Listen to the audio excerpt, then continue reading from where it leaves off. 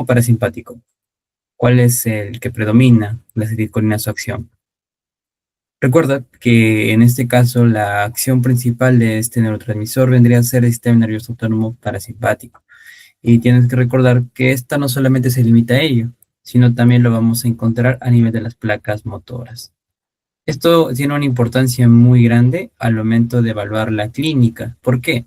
Porque tú te acuerdas que cuando estamos hablando del sistema autónomo parasimpático, acá quienes van a estar sobre todo potenciando, quiénes son los receptores. Acá sobre todo los receptores son de tipo muscarínico, ¿ok? Muscarínico principalmente. A diferencia que en la placa motora, a nivel de la unión neuromuscular, ahí ya tenemos los receptores de tipo nicotínico, ¿ok? Algo que también tú tienes que saber, y es muy importante para los fármacos, ya sea que sean acetilcolinas siméticos o que tengan acción pro-acetilcolina, es que principalmente la acción de estos fármacos van a ser aquí, en la parte muscarínica, ¿ok?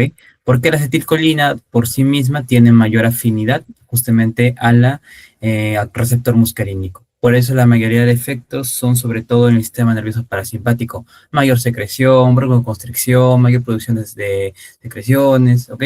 Bradicardia, hipotensión, van a ser los principales. Sin embargo, algunos fármacos puede ser que directamente tengan más acción en los receptores nicotínicos, o si es que se da en mucha dosis, pueden actuar a nivel nicotínico. Y tú te debes acordar que esto es importante tanto para la parte de tratamiento en ciertas enfermedades donde tal vez estos receptores no están o tal vez están en menor cantidad, o también cuando hay intoxicaciones. Tal vez, por ejemplo, empiezas a ver que el paciente le está dando su fármaco y empieza a hacer fasciculaciones, o también, por ejemplo, mayor cantidad de contracción.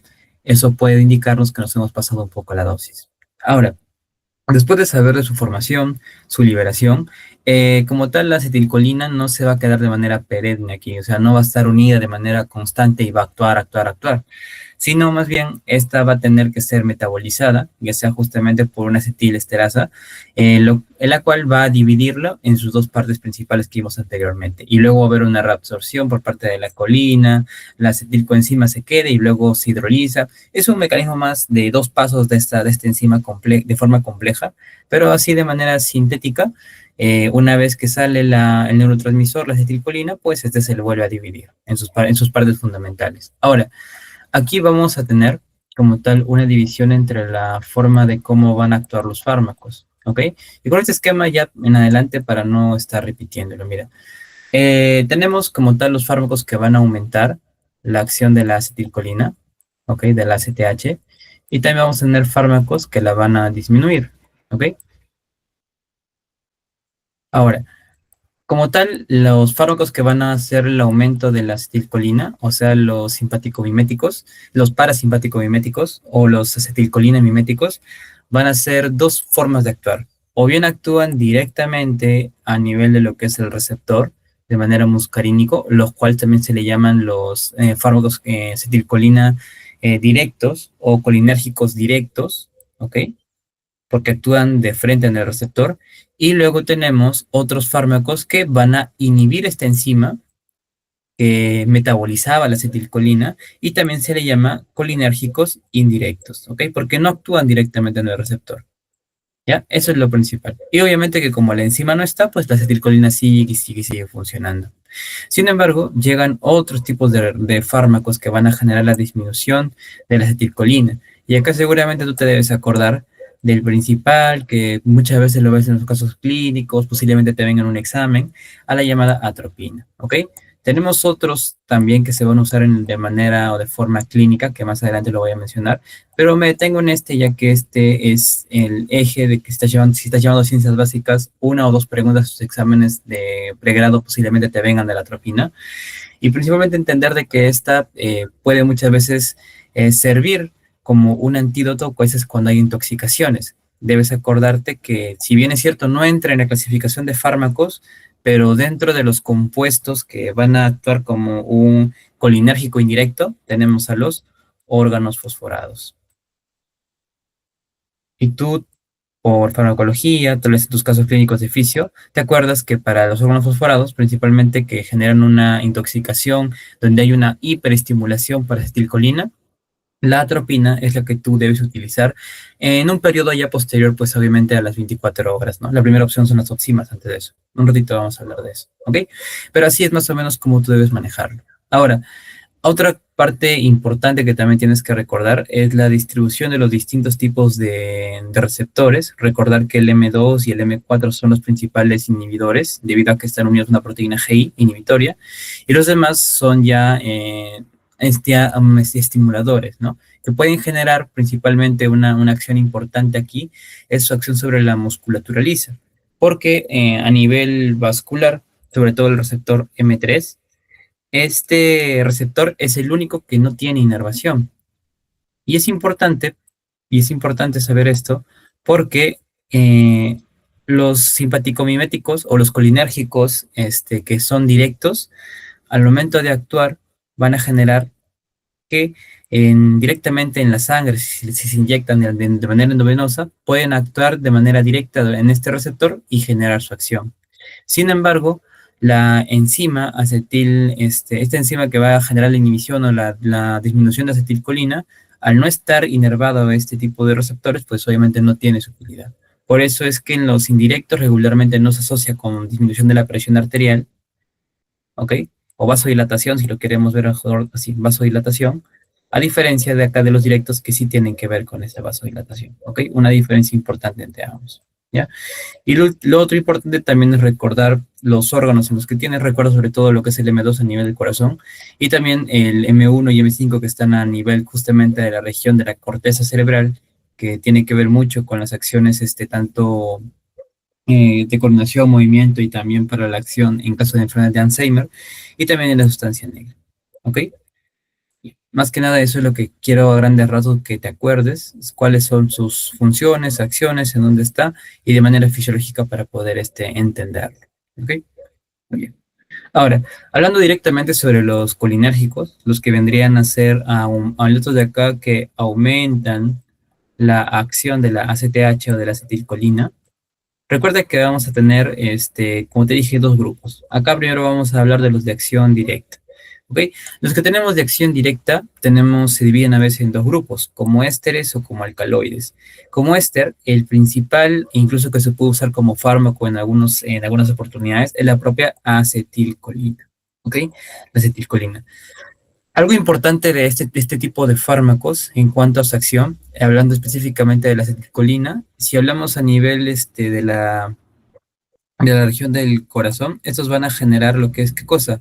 Una disminución de la velocidad de conducción, cronotropo negativo, van a generar también lo que es disminución de la frecuencia cardíaca también, que va a estar justamente con la conducción, también van a ser lo que es la disminución también de lo que es la fuerza de contracción, como un ionotropo negativo, ¿ok? También se genera como un ionotropo negativo, es muy importante. A nivel de la parte ocular, recuerda que estos fármacos van a generar ¿qué cosa? Una contracción de lo que son los músculos esfínter del ojo, por eso generan lo que es la miosis de manera puntiforme, recuerda atropina, pina, punto, ¿ok? Y la parte del músculo ciliar, que esto es importante ya que esto nos va a ayudar a que la cantidad de lo que es el humor acuoso se drene más. Y justo tiene su aplicación en pacientes que puedan tener ¿cómo se llama? Glaucoma, ¿ok? Glaucoma. Ya, pero obviamente eso es solamente de manera general. Hay un fármaco dentro de todo este grupo que se usa para eso, ¿ok? En cuanto a lo que es los vasos y arterias, recuerda que la atropina es un vasodilatador general, o sea, puede dilatar tanto ambos tipos de vasos sanguíneos. A nivel de la parte pulmonar, este tiene su utilidad, más que como tratamiento, se puede servir como diagnóstico. Ya de ahí te voy a decir para qué enfermedad, pero tienes que saber también el fármaco que se usa esto, sobre todo la llamada metacolina. ¿Ok?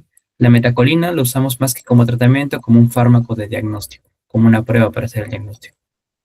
¿Ya?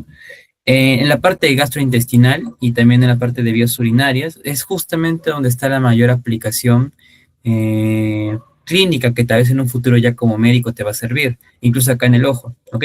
Y los demás simplemente son algunas curiosidades, o no curiosidades, ¿no? Mecanismos que tienes que conocer para más o menos explicar en caso de intoxicación. Si por ejemplo ves que tu paciente de repente le estás dando, no sé, eh, pilocarpina, tal vez, supongamos, ya, le está dando pilocarpina, y tal vez es que su frecuencia cardíaca está bajando mucho, sabes que ya es por ese fármaco, ¿ya? Y no solamente que tiene su acción a nivel ocular, ¿ya?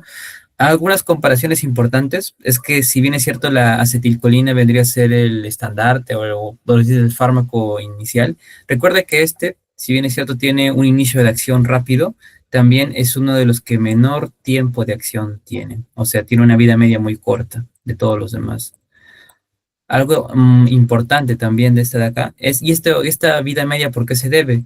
A que esta, al ser técnicamente similar a la que tenemos en el cuerpo, obviamente la acetilcolinesterasa lo va a detectar y pues lo va a eliminar de manera rápida, ¿ya?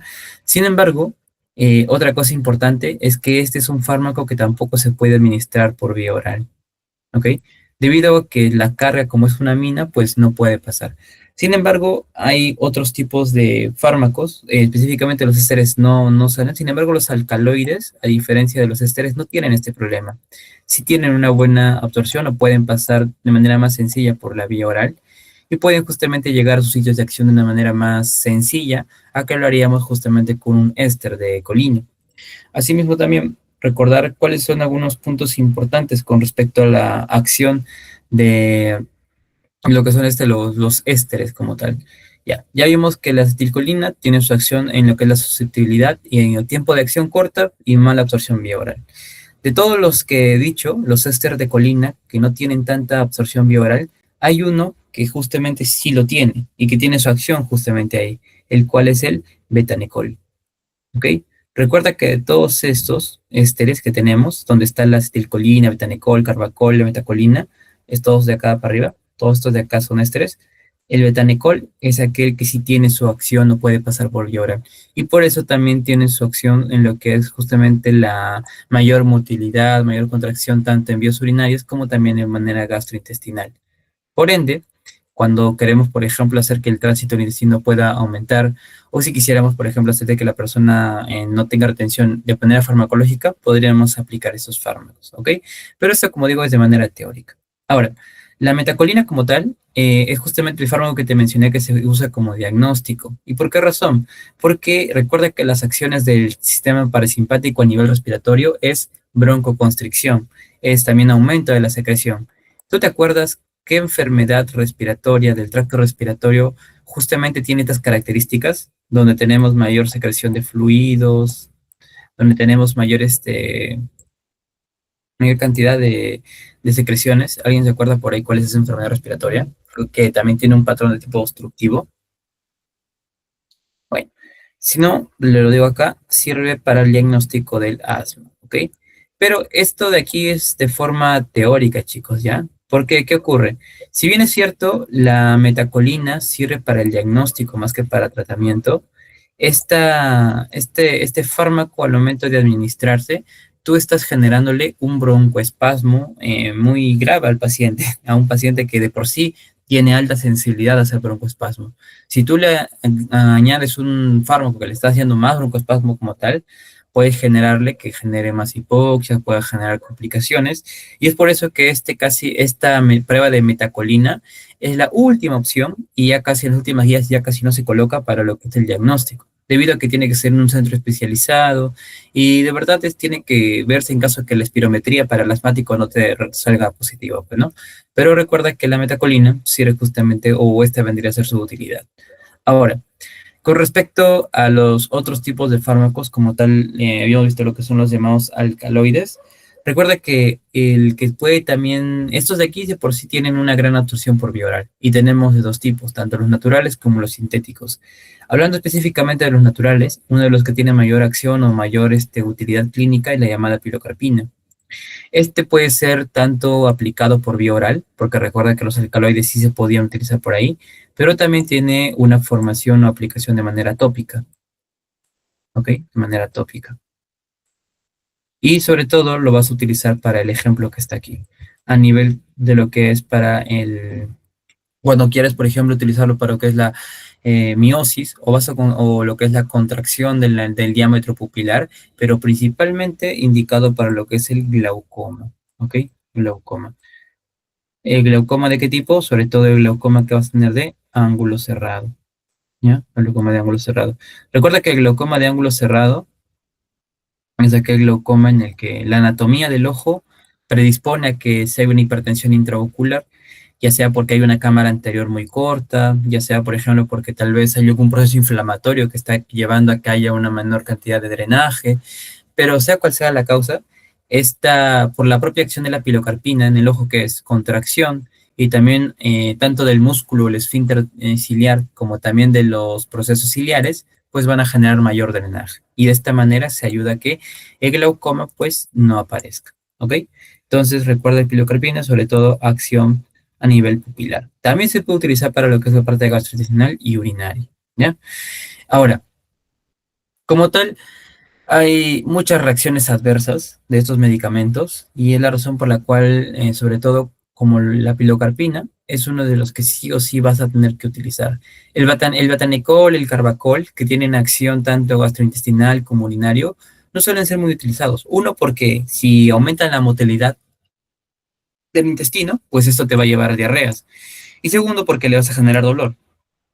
La contracción que pueden generar estos fármacos a la larga va a llevar de que como tal genere cólico, ¿ok? Y el paciente pues obviamente no le va a gustar que le estés generando cólico, ¿ya?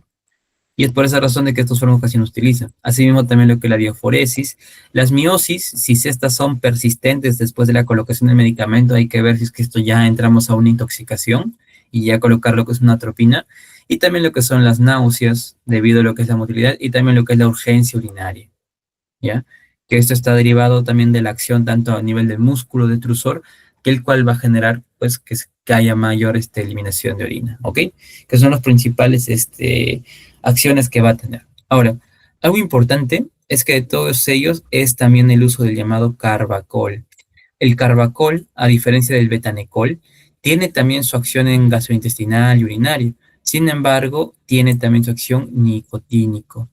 Y ya te dije, si un fármaco tiene justamente la acción a nivel nicotínico, es porque este posiblemente te pueda hacer clínica osteomuscular.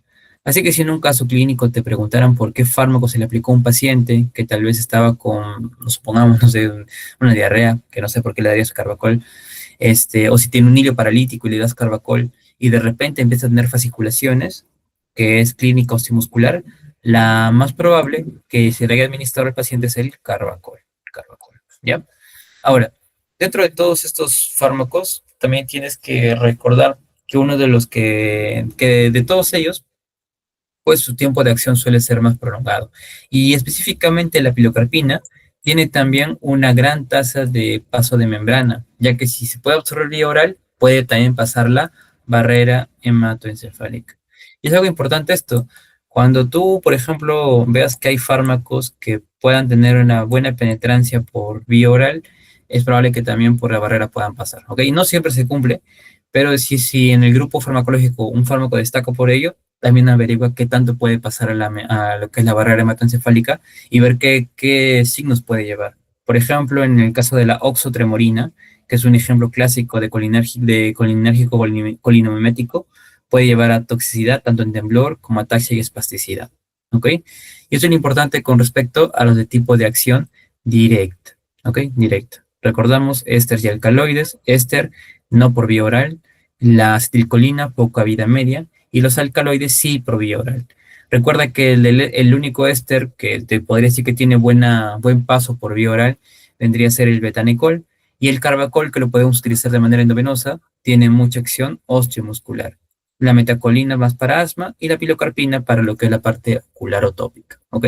Que son más o menos las acciones y también las diferencias entre un fármaco y otro.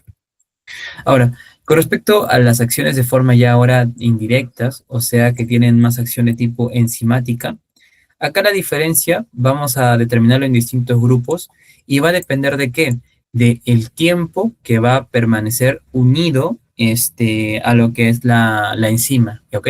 La acetilcolinesterasa. Ahora, hay algunos fármacos, como tú sabes, como por ejemplo los carbamatos, que tenemos la fisostigmina, neostigmina, peridostigmina, carbaril, que van a tener una unión, si bien es cierto, puede ser un poco lenta, pero su enlace es un enlace que se va a formar de manera estable, ¿ok? De manera estable. Y esta unión es reversible y dura harto tiempo, ¿ok? Ahora, cuando te digan, por ejemplo, de que los carbamatos, la fisostigmina, neostigmina, piridostigmina son de los más utilizados y tienen sus indicaciones, sobre todo para una enfermedad muy importante que es la llamada miastenia gravis, ¿ok? Miastenia gravis. ¿Alguien, chicos, acá sabe qué es la miastenia gravis? Tal vez en sus tal vez seminarios de fisiología, fisiopato, ¿alguien sabe? Pues bueno, más o menos para explicar. Estos fármacos tienen una gran acción y algo que lo diferencia también mucho de los de acción directa es que la acción directa se limita mucho a actuar solamente en receptores muscarínicos nada más, como lo había mencionado. Sin embargo, los de acción indirecta pueden aplicarse tanto acción a nivel nicotínica como también acción a nivel muscarínica. ¿Ok? Y es aquí justo donde tienen su mayor utilidad. ¿Por qué? Porque la miastenia gravis es una enfermedad en la cual, por ejemplo, tenemos, supongamos, esta es la placa motora, acá tienes la parte del nervio, ¿ok? Y acá tienes, obviamente, la acetilcolina, ¿ya? Que está liberándose para generar la contracción. Sin embargo, sin embargo, acá tú a nivel muscular, sabes,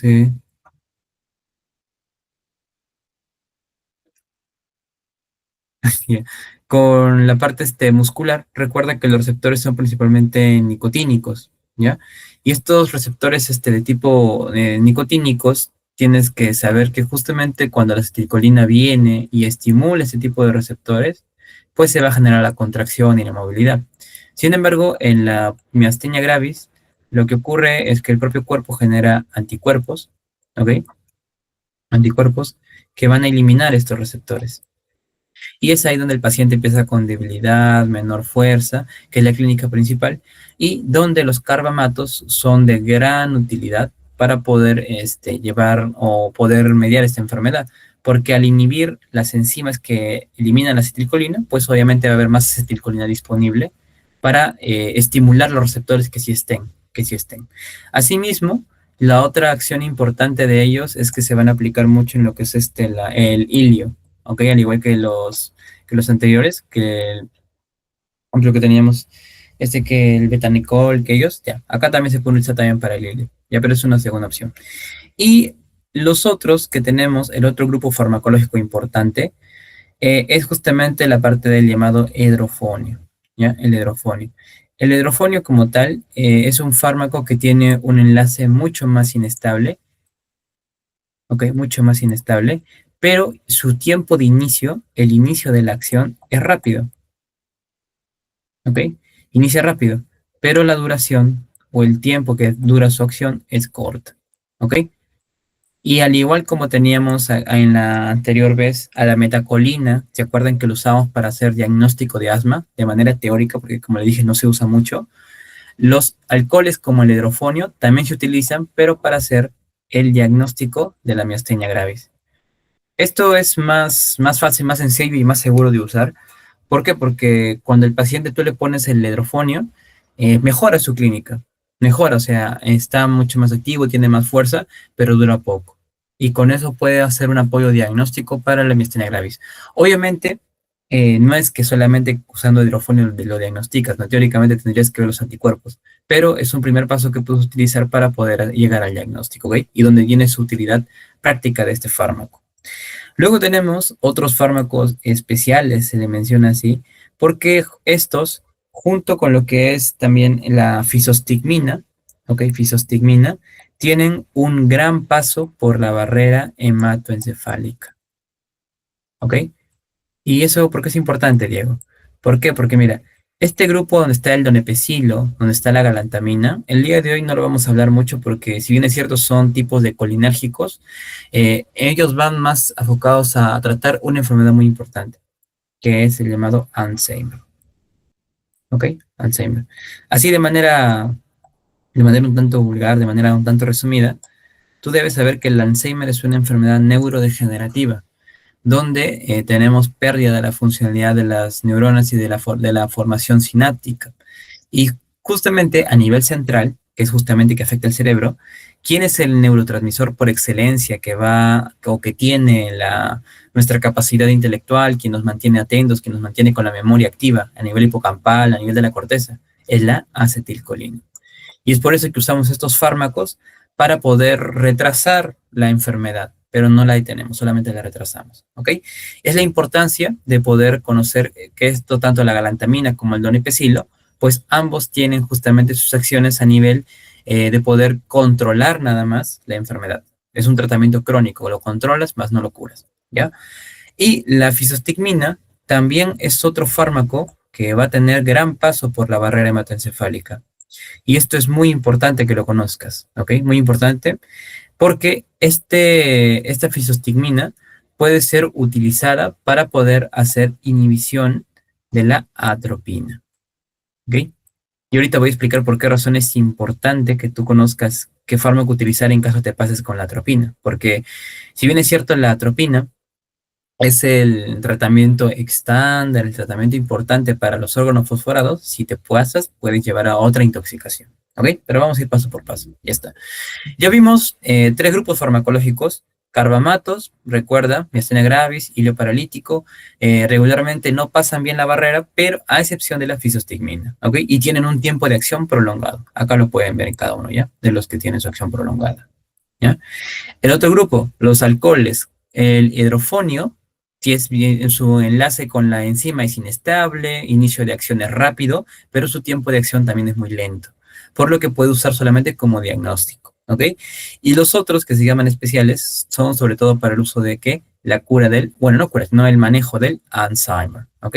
Y en caso de la fisostigmina, pues para poder hacer un tratamiento en caso de pases la mano con la atropina. Ahora, los órganos fosforados son bueno, no medicamentos, son compuestos que se usan mucho hoy en día para la industria, sobre todo agrícola. Luego lo puedes encontrar en en los pesticidas para poder controlar las plagas. ¿Y qué ocurre con ese tipo de fármacos? Es que estos tienen una unión demasiado fuerte y estable a lo que son los órganos fosforados. ¿Y pues qué ocurre? Muchas veces, la mayoría de los otros medicamentos, ¿ok? La mayoría de los otros medicamentos, bueno, ya, bueno, ya lo coloqué ahí, pero supongamos que está en la enzima, ¿ya? Para que no te vayas a confundir, no es el receptor, es la enzima, ¿ya? Ya. La mayoría de los medicamentos de aquí, lo que hacen es que después de un tiempo prolongado, supongamos unas 12 horas, 10 horas, en caso de los hidrofonios es instantáneo, solo unos 5 o 10 minutos a lo mucho, se libera, se van de la enzima y ya dejan de actuar. Sin embargo, el órgano fosforado es un compuesto que genera una unión covalente. Te aferras ahí, así como te aferras a tu ex, igualito, así se aferra a la enzima, no lo deja por nada del mundo, ¿ya? Y el problema con ese tipo de medicamentos es que a la larga tienen que pasar, si bien es cierto, la enzima la dejan totalmente inutilizable. Algunos tipos de órgano fosforado puede ser que pasen, pues suponte unas 20, unas 30, 50 horas, e incluso hay uno donde dura más de 100 horas para poder salirse. Y lo que tiene que esperar tu cuerpo es volver a crear nuevas enzimas para que siga funcionando. Sin embargo, obviamente, no vas a esperar que pase pues todo ese tiempo, ¿no? El paciente se te muere, ¿ya? Y recuerda que como este fármaco tiene una acción parasimpática muy grande, el principal peligro que tiene el paciente al tener mucha acción de tipo parasimpático es que va a generar mucha secreción bronquial y también broncoconstricción, ¿ya? ¿Y esto a qué nos va a llevar? A que el paciente finalmente se aspire, ¿ya? Y si se aspira, o sea, el pulmón se llena de líquido, los alveolos, todos los bronquios, ¿esto a qué nos lleva? Que haya hipoxia. Hipoxia es el primero, hipoxia a nivel de menor oxígeno a nivel solamente sanguíneo y luego hipoxia tisular, ¿ok? O hipoxemia hipoxia, ¿ya? Y es por esta razón que los pacientes mueren, ¿ok? Y aparte de ello, estos fármacos, estos desgraciados, estos son bien vivos. ¿Por qué? Porque de todos los fármacos que te he presentado aquí, estos son los que tienen mayor liposolubilidad de todos. Estos se absorben bien por piel, se absorben bien por si te los tomas.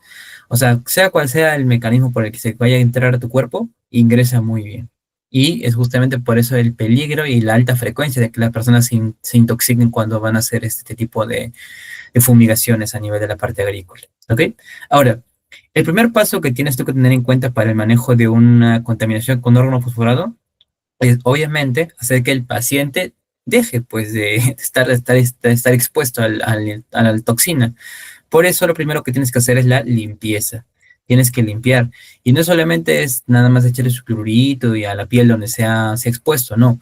Sino también en caso que se lo haya tomado, acá también incluso pueden usar lo que es el llamado carbón activado, ¿no? En caso si hubiera un antecedente que se ha tomado el tóxico como tal. Y lo segundo es la utilidad o el uso de la propia atropina. Se recomienda de que el paciente pueda llegar en una dosis inicial de 2 a 4 miligramos, ¿ok? De manera endovenosa y repetirlo esto cada 5 minutos. Diego, pero, o sea, que lo repito, lo repito, lo repito. No. Hay tres cosas que tú debes saber, aunque a ti te dicen, el paciente ya me salió, el paciente ya está bien, ya no tengo que meterle más. Recuerda que para que te digan que una tropinización o que le has metido tropina ha sido efectivo, es que el paciente tiene que estar loco, ¿ok? Tiene que estar rojo y tiene que estar también seco, ¿ya? ¿Qué digo, borracho es? Sí, sí, más o menos así, ¿ya? Más o menos de tú después de aprobar tu parcial, más o menos así, ¿ya? ¿Cómo estás? Loco, rojo y seco, ¿ya? Loco, ¿por qué? Porque el paciente en este caso va a tener una mayor agitación y aparte se va a ver mucho en sus pupilas. El paciente va a estar de manera midriática, ¿ok? Midriástica, ¿ok? Como loquito, los dibujitos animados que se ponían su pupila grande, ya, así, loco. Rojo, sobre todo a nivel de la región de un eritema a nivel facial. ¿Ok? Cuando tú veas esto en el paciente, y ahí la atropina ya me hizo efecto. ¿Ya? Y por último, seco, es que no haya secreción. ¿Cómo hago, Diego, para ver eso? Fácil. Le dices que saque la lengüita. ¿Ya? La lengua. Una vez tú veas estos tres, ya tienes que dejar de hacer la atropinización. Son buenos signos de que ya has acabado con la intoxicación, porque si tú le sigues dando, dando, dando, vas a llevar a que al paciente ingrese a este estado, que empiece a convulsionar y empiece a darle alucinaciones y delirios. ¿Ok? Más o menos para hacerte un preámbulo, lo que veremos en un ratito, el peligro de los medicamentos anticolinérgicos es justamente de que estos, si pasan bien la barrera hematoencefálica, a dosis cortas, a dosis bajas, por ejemplo, como esta, máximo, pues tal vez el paciente pueda sentir un poco de somnolencia, tal vez un poco de retardo. Pero el paciente, si llega a dosis demasiado elevadas, puede llegar a convulsionar y puede llevar incluso al coma y a la muerte incluso de los pacientes. ¿Ok? Así que ten en cuenta que no solamente meter por meter la atropina, sino ver la clínica, ver más o menos cuánto le estás metiendo al paciente. Recuerda que esto se repite cada 5 minutos y ahí tienes tú que estar de manera constante revaluando, revaluando, revaluando y poder de esa manera mediar o poder eliminar el tóxico que tiene el paciente.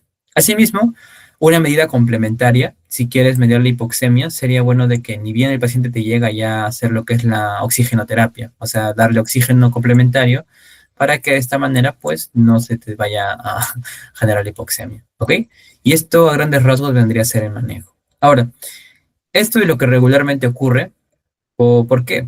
Porque de manera teórica, lo que deberíamos usar primero son las llamadas oximas. Dentro de esas, tú te debes acordar la principal, la llamada pralidoxima, la cual tiene su utilidad. Algunos dicen 24, otros 12, quédate con 12 horas, que si el paciente tiene menos de 12 horas que se ha intoxicado, tiene una buena utilidad. Sin embargo, si ya pasó más de eso, el órgano fosforado ya hizo un enlace demasiado fuerte y ya no funcionan estos fármacos. Pero como te digo, no es, eso a veces es un poco complicado saber a la hora de intoxicación de un paciente, porque muchas veces hasta los pacientes los pueden encontrar mal, tumbados, hipotensos, y tal vez no se acuerdan en qué momento se han intoxicado. Y es por eso que primero se usa de manera estándar la atropina, ¿no?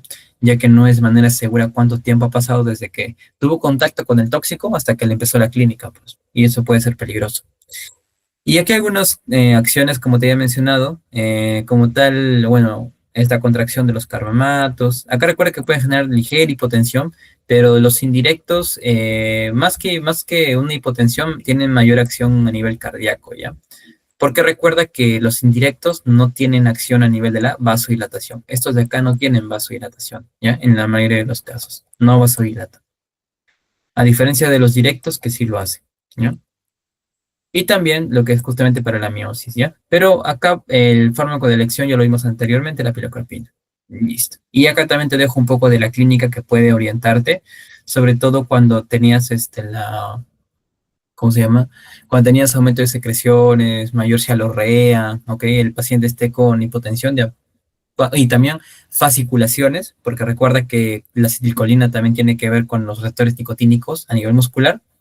Ese cuadro clínico es clásico de órgano fosforado y ya tienes que empezar con todo este esquema, ¿ok? A hacer su tratamiento.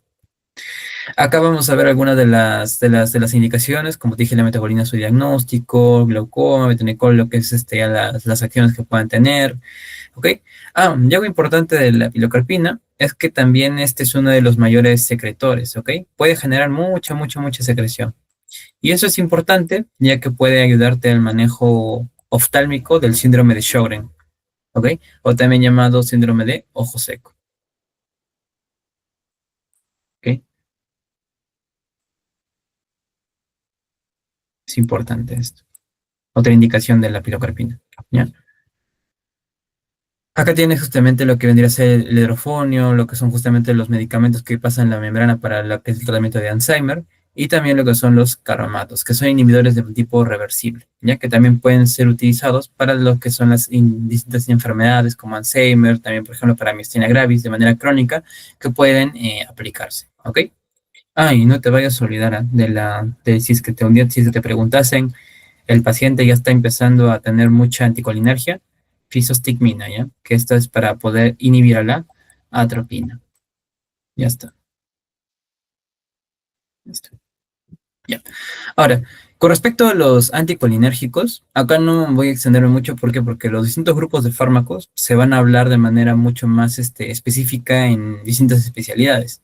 Pero sí voy a darme para poder hablarte de dos específicamente. Hay algunas, bueno, hasta tres grupos de manera sencilla, ¿ya?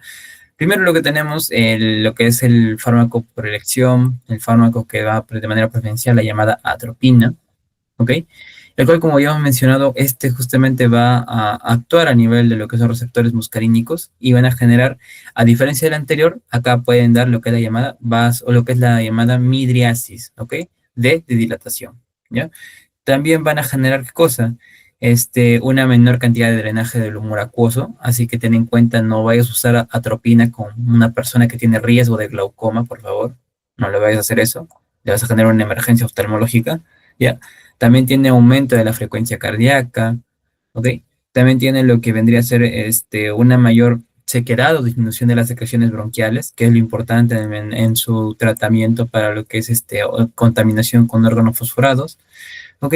Y también lo que son los demás tipos de acciones. Sobre todo lo que es la parte de la escopolamina, tiene mucha mayor utilidad en usar este fármaco cuando queremos utilizar, por ejemplo, para hacer dilatación del tracto gastrointestinal. Recuerda que esos tienen acción contraria a los colinérgicos. Por lo tanto, si una persona te viene, por ejemplo, con una diarreíta, con mucho dolor intestinal, una escopolamina puede generar dilatación de la musculatura gastrointestinal y disminuir el dolor. ¿Ok?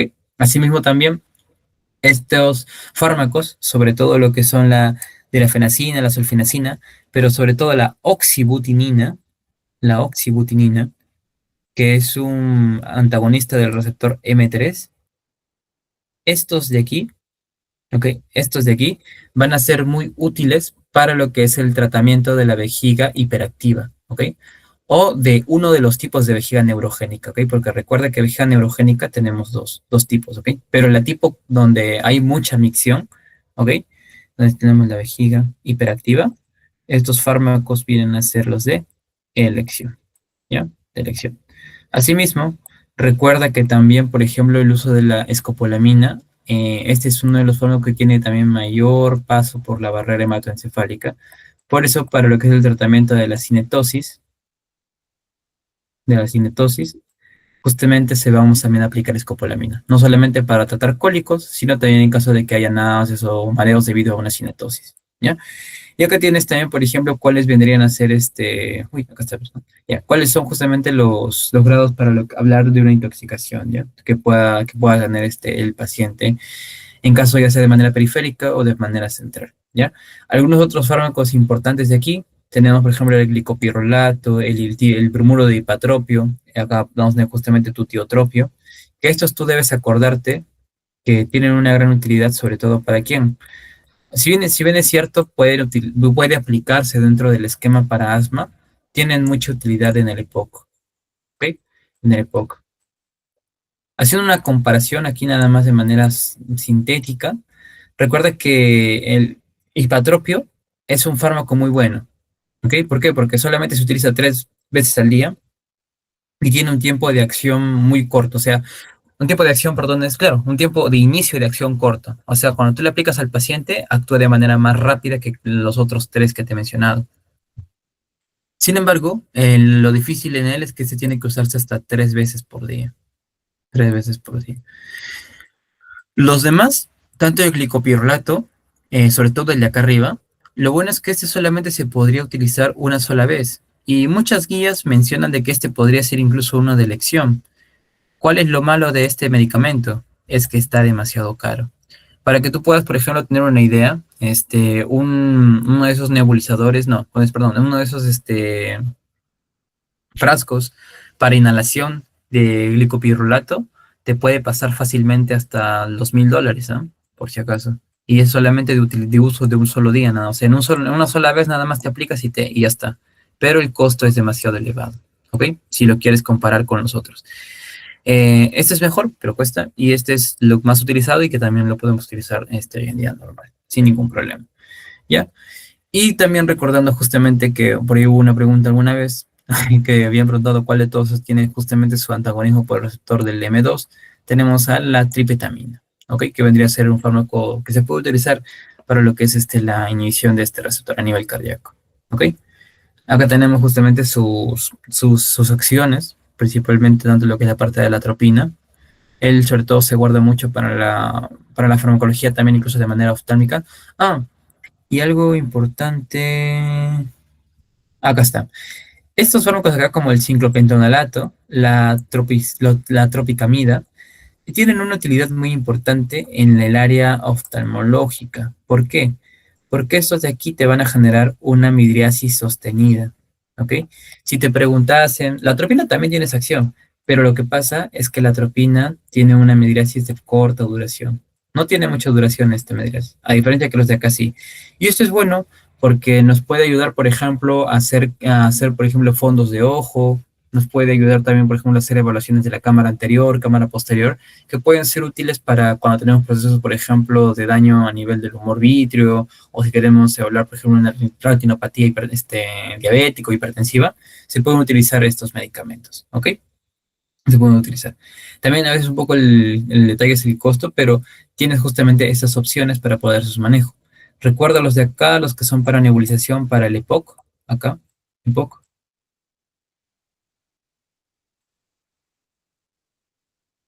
Y sobre todo el de fármaco de elección para la vejiga hiperactiva, entre todos ellos la oxibutinina, ¿ok?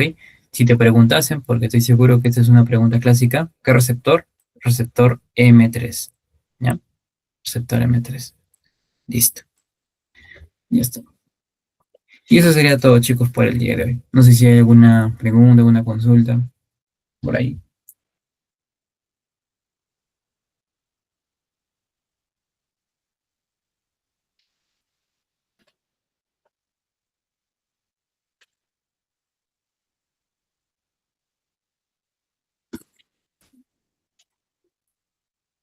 A los chicos sigan ahí. Creo que los María, creo.